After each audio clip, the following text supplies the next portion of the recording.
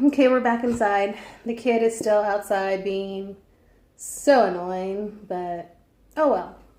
He got the look from me as you saw in that video. Alpha, you know what that look means, don't you? All right, chapter 39. Who's the liar now? The image faded.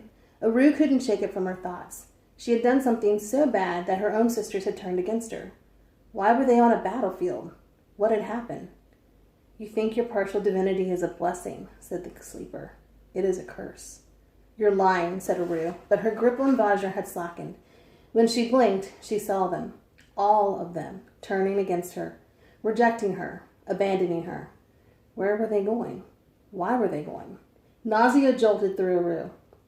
She thought of every time she had rushed out of her bedroom and run to the window, only to see her mother leaving for the airport and Sherry Lane giving her a sad smile and offering to take her out for ice cream.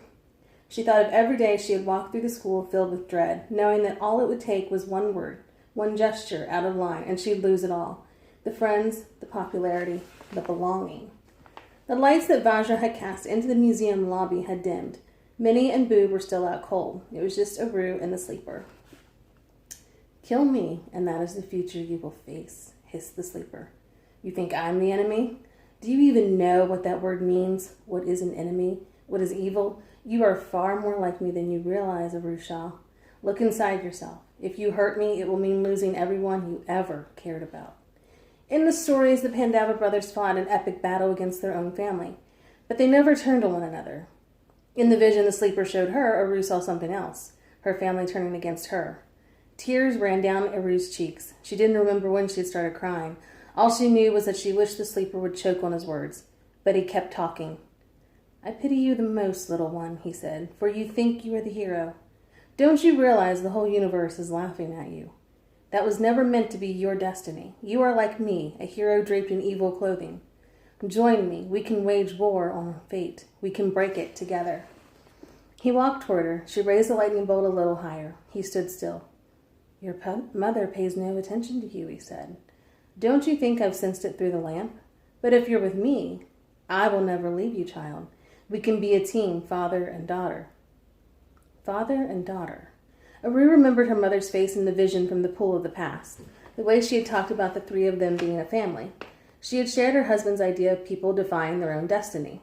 Her mom had lived with only half of her heart for 11 years. 11 years.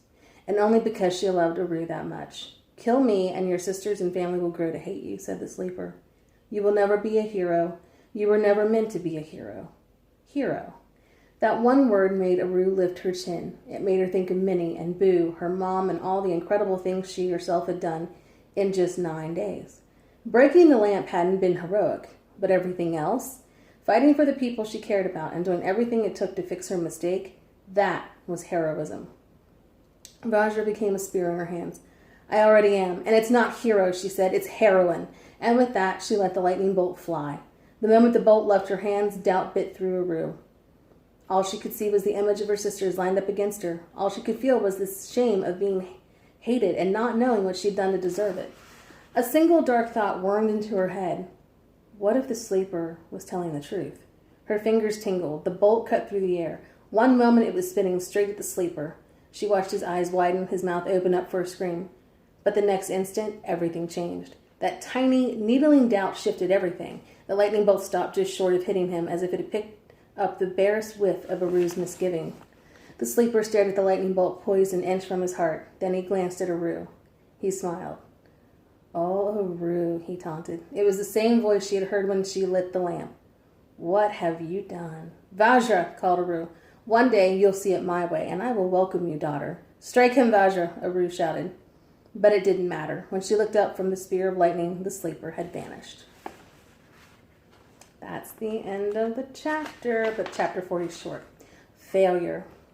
Once when Aru was really stressed about an exam, she didn't eat for a whole day. She was too busy trying to remember all the dates from her history textbook. When the last bell rang, she stood up from her desk and got so dizzy that she fell right back down. That had been a bad day. But this day was worse. Aru had thought that magic would make her powerful. It didn't. It just kind of kept things at bay, like how anti-itch cream eased the pain of a bee sting but didn't repel the bee itself.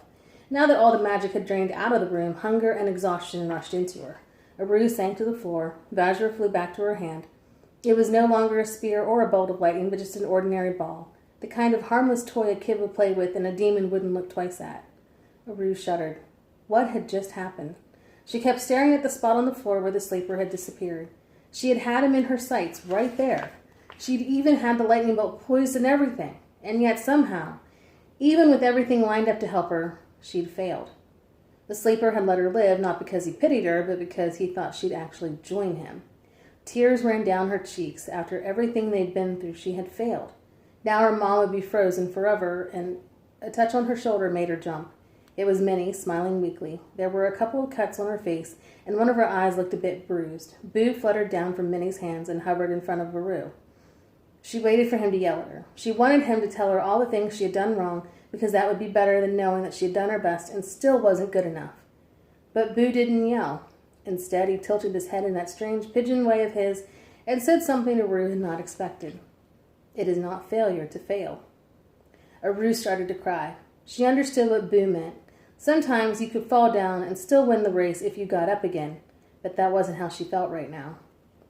Minnie sat down next to her and put her arm around her shoulders. Aru used to think that friends were there to share your food and keep your secrets and laugh at your jokes while you walked from one classroom to the next.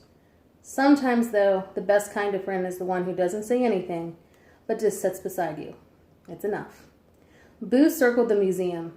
As he did, all the rubble and chaos sorted itself, the dust and debris jumping and wriggling. The front wall of the Hall of the Gods rose from the floor. Even the chandelier in the lobby gathered its crystal shards and took its place on the ceiling. The front door to the museum had fallen into the street. Aru peeked out and heard familiar, beautiful sounds. Cars honked, tires screeched against the asphalt, people shouted to one another. Is there an eclipse? Why is it nighttime? My car battery is dead! Aru couldn't believe it. See, Minnie said quietly from behind her. We did something.